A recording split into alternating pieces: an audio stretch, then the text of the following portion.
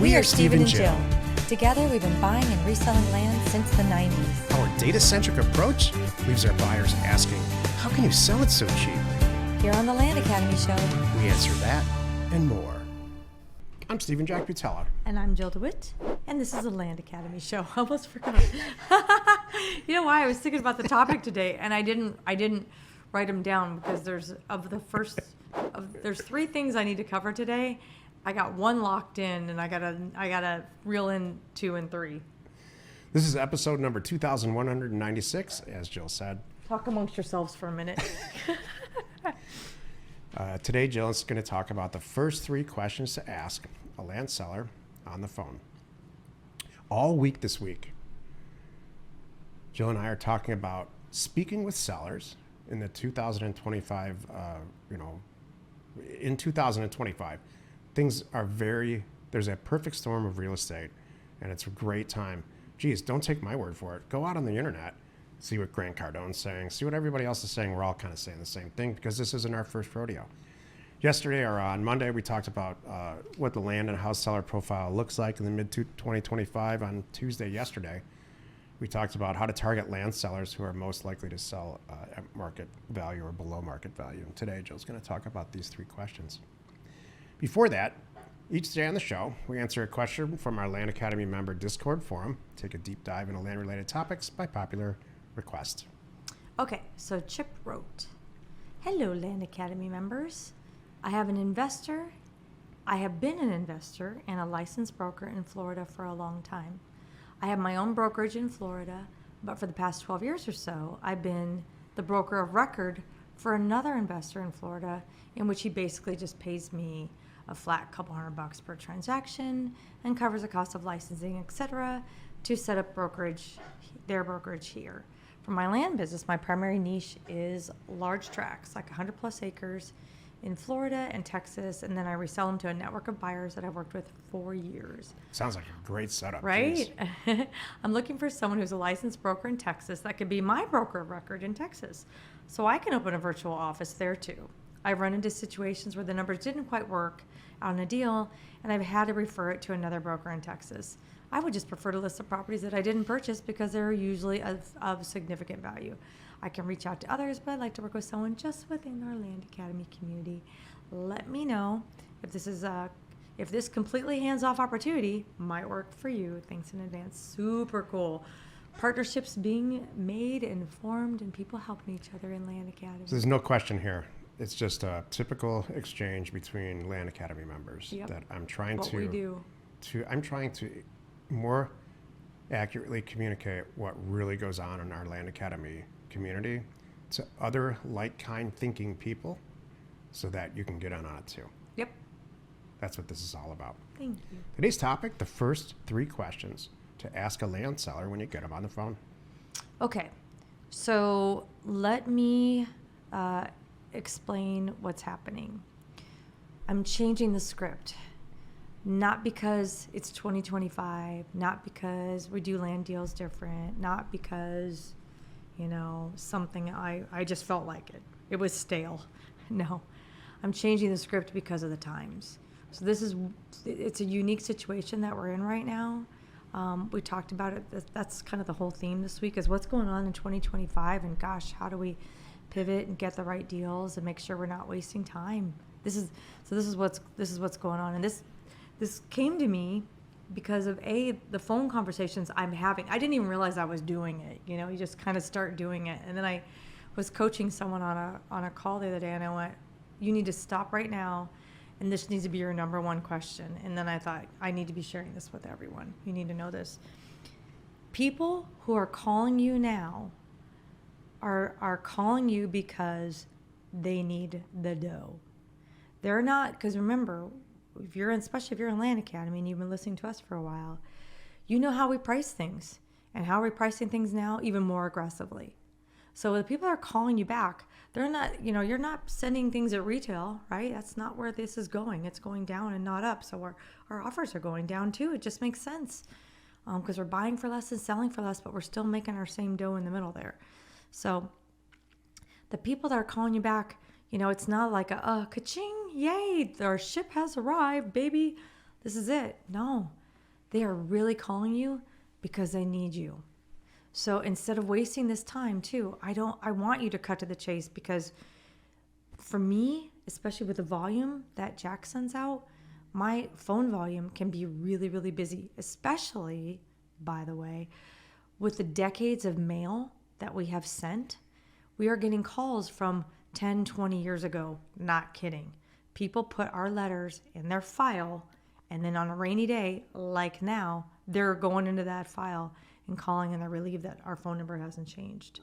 So because of that, my volume is even higher than what Jack has mailed out. I've got old people that are calling, old owners that were reached out to. So, it used to be a kind of, let's get the landscape. My call flow used to be, tell me about the property, tell me about this, tell me about that. So I can kind of get to know the area a little bit, get to know where they're coming from a little bit. And then I did into the price, and we make a deal kind of thing. But with the volume I've got right now and what's going on, I don't want anybody wasting any time. And when I mean, I'm really talking about me and you as full-time land investors. Your number one question should be this: what's going on? Why are you selling? Why? Why are you selling your Why property? are you selling the property right now? What's an acceptable answer or an unacceptable answer? An acceptable answer is, my wife lost her job. My car broke down. I don't know if my house cost just went up, 1/3. I'm trying to keep food on the table, kind of thing. Those are all acceptable answers. An unacceptable answer is, it's Tuesday, I'm bored, I don't need the money, but just something to do, obviously. And that's what I'm trying to save you from, because those still exist. You're still going to get people that call you and, they don't really need to sell. But I don't want you to spend even 5-10 minutes on the phone with them and find out they're not a real seller. I want you to identify that right away. And now it sets the tone for how you're going to move forward and how you're going to work with these people. And you're going to, by asking them why they're selling and what's going on in their life, they might answer question number 2 for you in question 1. Question number 2 is, well, let's talk about the money. I mailed you to this property for $13,682. Or they're going to tell you that. They're staring at the offer. They're going to go, is this real? Will you really pay me that? That kind of a thing. So that's where question 2, you're going to talk about the money, figure it out what's going on.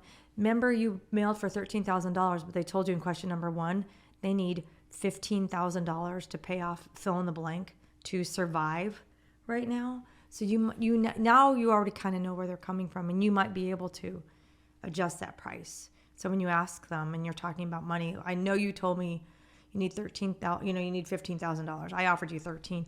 Do you have enough to cover the rest, to take care of your car that broke down or whatever the situation? Pay off the mortgage, pay off the college tuition for your kid. I don't know, whatever it is.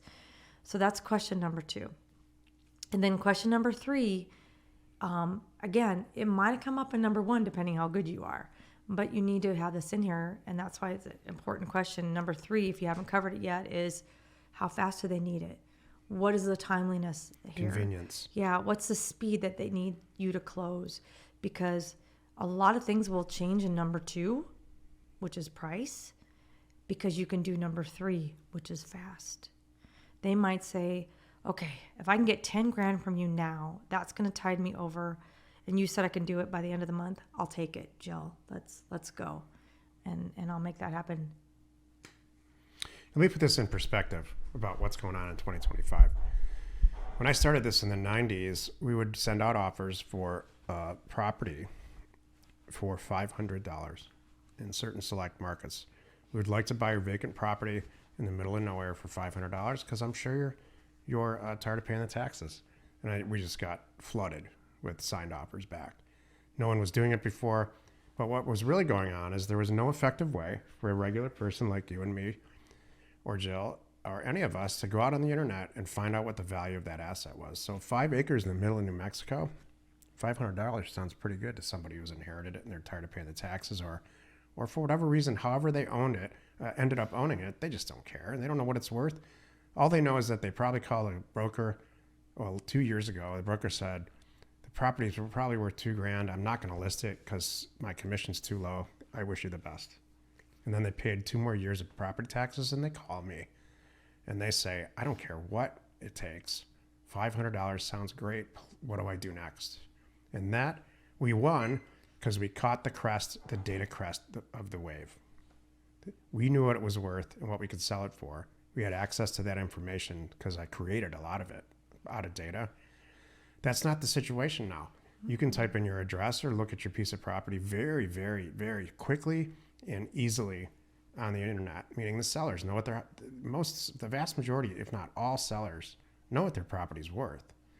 So when they get a letter from me that says, we'd like to buy your property for $13,000, like Jill said, and they're aware of the fact that it's probably worth 60 if they had 6 months to put it all together, get the real estate agent, go through that, all this other stuff, then they're aware of that, or they don't care to even look it up. Those are the people that Jill buys property from. They do not care about what the price is.